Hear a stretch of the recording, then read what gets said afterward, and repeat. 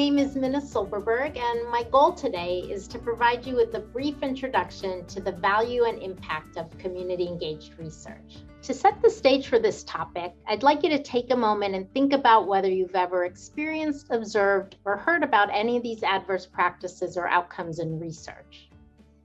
Failing to address the most important issues facing the affected population, being stalled by logistical obstacles or lack of cooperation, misunderstanding or misrepresenting a critical reality, perpetuating corrosive social relationships or beliefs, inflicting burden on the population being studied, using resources or expertise from outside the study team with little recognition or compensation, or producing study results that sit unused on a shelf.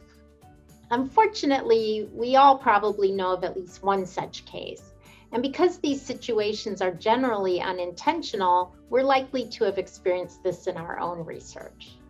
Community-engaged research is designed to address these problems. It should be noted, however, that community-engaged research varies considerably in philosophy and approach. And this variation, as well as contextual factors, will impact the extent to which community engagement addresses the concerns we just discussed. One critical distinction is between what has been referred to as the northern tradition of community-engaged research, associated with social science traditions in the United States, and the southern tradition, which is associated with liberation theology and other empowerment philosophies rooted in South America.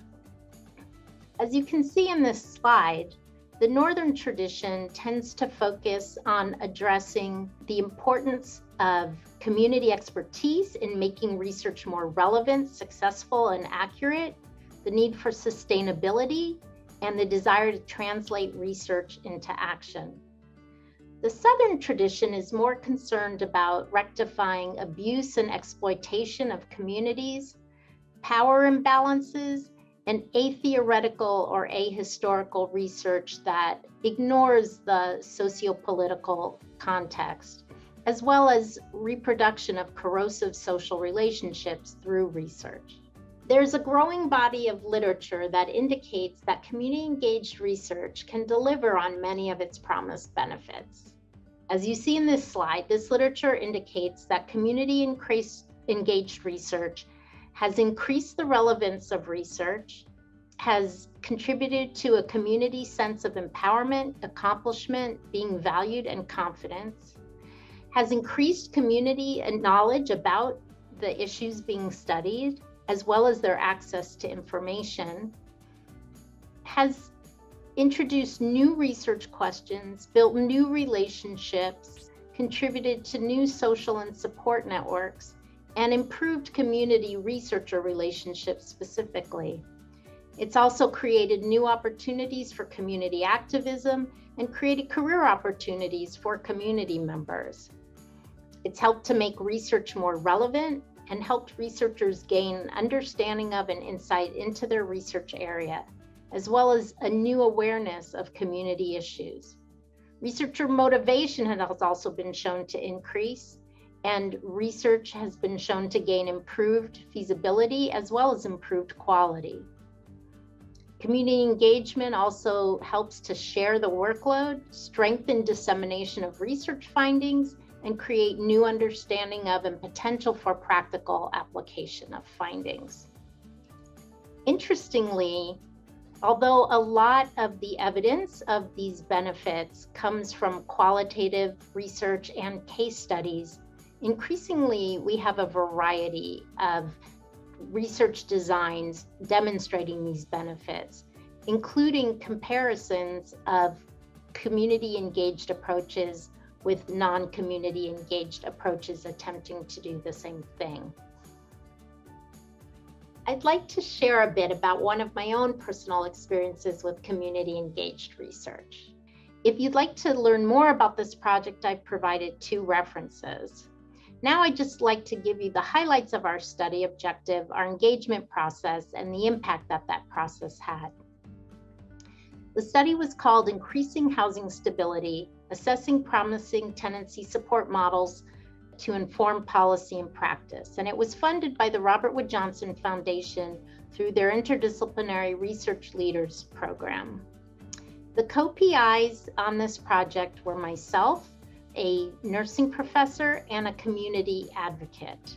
In addition to having the community advocate as part of the leadership team for the project, we had a consumer advisory committee, which was made up of people who had received support in obtaining and maintaining their housing, what we refer to as tenancy support. We had quarterly meetings with the state departments that were interested in these issues. We paid study service providers and made sure to pay attention to their needs and questions in how we designed the study. We had many positive benefits from this approach. The first was that we identified a new and important research question as a result of the inclusion of the community advocate in our research team. Our research also became much easier to do. The sub-questions that we identified for study became more focused and more relevant. Our instruments were improved.